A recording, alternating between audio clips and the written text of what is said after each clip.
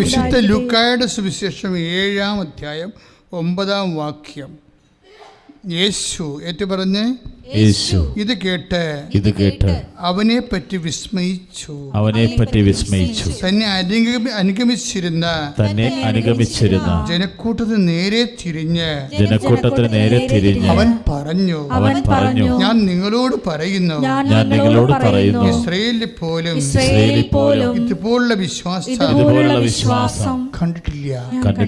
അപ്പൊ ഈ വലിയ വിശ്വാസം, ഈ വിശ്വാസത്തിൻ്റെ നിലവാരം വർദ്ധിക്കുന്ന അനുസരിച്ചുകൊണ്ട് ഇതുപോലെ റിമോട്ട് ഹീലിംഗ് നടക്കും. അതായത് വളരെ ഫാറായിട്ടുള്ള ഇതുപോലെ തന്നെ രാജ്യസേവകനും ഉണ്ട് ഈ ഒരു പരിപാടി. രാജ്യസേവകൻ നമ്മൾ യോഹന്നാൻ്റെ സുവിശേഷത്തിൽ 4:49-50 വചനങ്ങൾ. ഇപ്പം രാജ്യസേവകൻ്റെ ഭൃത്യൻ്റെ വിഷയം സംഭവിക്കുമ്പോൾ ഇതുപോലെ രാജ്യസേവകനോട് ഈശോ പറയുന്നൊരു വാക്കുണ്ട്. എന്താണ്? പൊയ്ക്കൊള്ളുക. എന്താണ്? നിൻ്റെ മകൻ ജീവിക്കും. അതാണ് സംഭവം. എന്നിട്ട് കൃത്യമായിട്ട് ആ മകൻ ജീവിക്കും. പക്ഷേ എന്താ വിഷയം? എങ്ങനെയാണ് അവൻ ജീവിച്ചതെന്നാണ് യോഹന്നാൻ 4:50 പറയണത്. എന്താ 4:50 പറയണത്? യേശു പറഞ്ഞ വചനം വിശ്വസിച്ച് അവൻ പോയി. യേശു പറഞ്ഞ വചനം വിശ്വസിച്ച് അവൻ പോയി. അതാണ് വിഷയം. അതായത് രോഗി പേഷ്യൻ്റ് ഇവിടെ ഇല്ല, പേഷ്യൻ്റ് വളരെ അകലെയാണ്. പക്ഷെ എന്താണ് ഉള്ളത്? ആ അപ്പൻ അല്ലെങ്കിൽ ആ രാജ്യസേവകൻ കർത്താവിൻ്റെ വചനത്തിൽ വിശ്വസിച്ചു. അപ്പോഴേ ഈ വിശ്വാസത്തിന് നിലവാരം തന്നെ വ്യത്യസ്തങ്ങളായ നിലവാരമാണ് ഉള്ളത്. അതായത് നമ്മുടെ മുമ്പിൽ വരണ വിഷയങ്ങൾ, ഇപ്പം ചെറിയ വിഷയങ്ങളുണ്ടാകാം, വലിയ വിഷയങ്ങളുണ്ടാകാം. അപ്പോൾ വലിയ വിഷയങ്ങൾക്ക് വലിയ വിശ്വാസമാണ് വേണ്ടത്, ചെറിയ വിഷയങ്ങൾക്ക് ചെറിയ വിശ്വാസവും.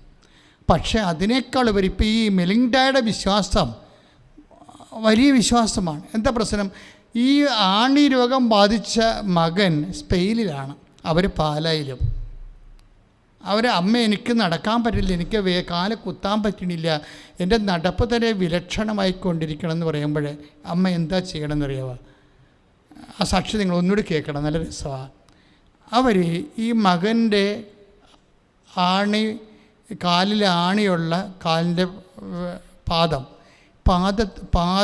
ആണെന്ന് സങ്കല്പിച്ചിട്ട് തൻ്റെ പാദത്തിൽ, മെലിൻഡയുടെ പാദത്തിൽ വിശ്വാസപ്രമാണം ചൊല്ലി ഉടമ്പടി തൈലം തേക്കും. ഒരു ഫെയ്ത്ത് എക്സിക്യൂഷനാണിത്. ആളെവിടെയാണ്? ആള് യൂറോപ്പിലാണ്.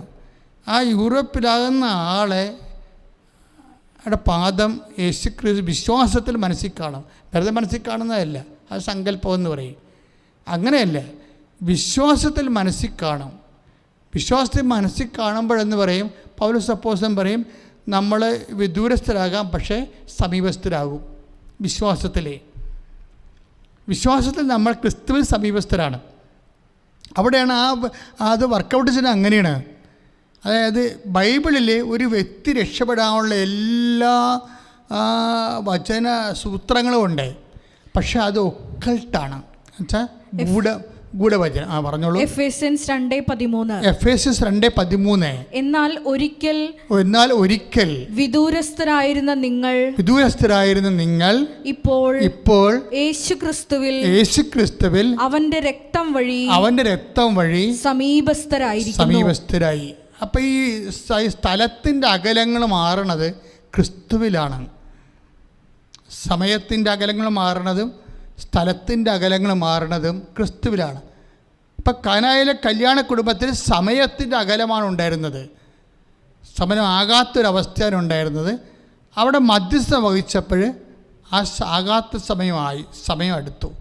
ഇപ്പോഴത്തെ വിഷയം എന്താ? സെൻറ്റ് പോൾ പറയണത് എഫെസ്യൻസ് 2:13 പറയണത്, വിദൂരസ്ഥരായിരുന്ന നിങ്ങളെ ക്രിസ്തുവിൽ സമീപസ്ഥരായിരിക്കും.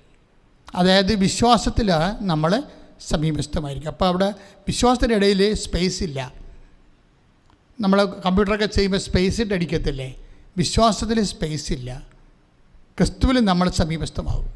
ഇപ്പോൾ എത്രയോ പേരാണ് നമ്മുടേത് വ്യത്യസ്തങ്ങളായ കാലത്ത് നമ്മളുടെ എല്ലാവരും പകുതി എനിക്ക് ഒരു 30% വിശ്വാസികൾ വ്യത്യസ്തങ്ങളായ രാജ്യങ്ങളിലാണ് ഇപ്പോഴും. അപ്പം നമ്മളവർക്ക് അവർ നമ്മളെ കാണാൻ പറയാത്ത നമ്മൾ സ്കൈപ്പിൽ എന്ന് പറയണത് ക്രിസ്തുവിലല്ല, അത് സ്കൈപ്പിലാണ്. ആ സമീപസ്ഥം എന്ന് പറയുമ്പോൾ നിൽക്കണപ്പോൾ അത് മാഞ്ഞു പോവുകയും ചെയ്യും.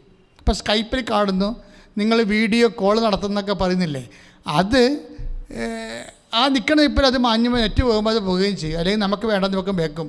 പക്ഷേ അങ്ങനെയല്ല. 24 hours നമുക്ക് സമീപസ്ഥമായിരിക്കണം വിശ്വാസത്തിലാണ്. ക്രിസ്തുവിൽ വിശ്വാസം ഉണ്ടെങ്കിൽ നിൻ്റെ മകൻ ഏത് രാജ്യത്ത് ജീവിച്ചാലും, നിൻ്റെ മകൾ, നിൻ്റെ ഭർത്താവ്, നിൻ്റെ കുഞ്ഞുങ്ങൾ അവർ ഏത് രാജ്യത്ത് ജീവിച്ചാലും നിൻ്റെ വീട്ടിൽ തന്നെ താമസിക്കണ പോലെയാണ്. കാര്യം എന്താണ്? നീയും അവനും. അത് നിൻ്റെ വിശ്വാസത്തിൽ നീ നിൻ്റെ വ്യക്തികൾ, നിൻ്റെ ബന്ധുക്കൾ, സ്വന്തപ്പെട്ടവർ നിൻ്റെ സമീപത്താണ്. ആ ഒരു ബോധം, അതൊരു ബോധമാണ്. ഞാൻ ഇടയ്ക്ക് പറയും, നമ്മളുടെ വിശ്വാസം എന്ന് പറയണത് ഒരു ബോധമാണെന്ന് പറയും, അല്ലേ? ഒരു ബോധമാണ്.